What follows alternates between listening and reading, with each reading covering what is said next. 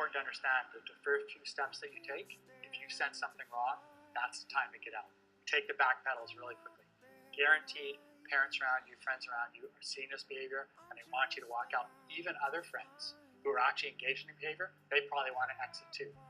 You need to take the steps backwards as soon as you take a couple steps in. Because once you get too far down that pathway, boy, it's difficult.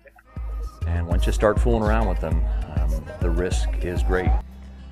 There's somebody you can talk to for sure, because I think everybody has someone in their life to whom they look up to.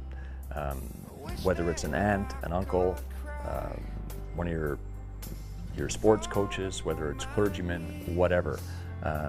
Find an outlet, find someone that you feel you can confide in. There's obviously situations that you were in where it was around and you had some choices to make.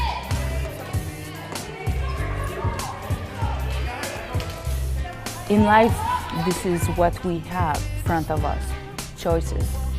And you know what is wrong and you know what is right. You had two paths. You could kind of buckle under the peer pressure and do it, or you could make the right choice to stay away from it. In the end, my friends actually respected me more because I didn't fall for their peer pressure.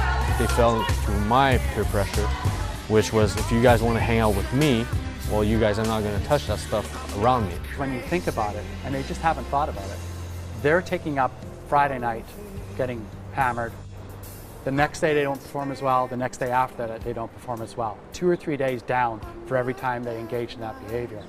If you add that up 52 times a week a year, that's 104 days a year.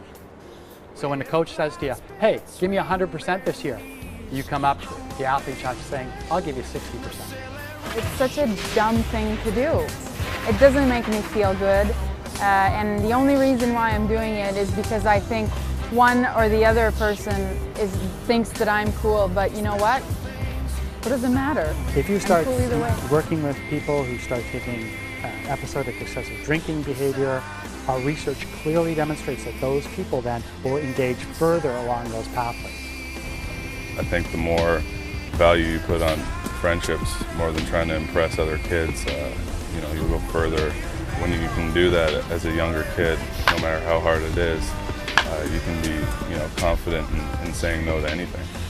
If you find yourself in a tough situation, I think the best thing to do is go ask somebody for help, maybe a little older, a teacher, a principal. Really look inside yourself and see what you really want to do. Do you want to go down the wrong road, or do you want to go down the right road?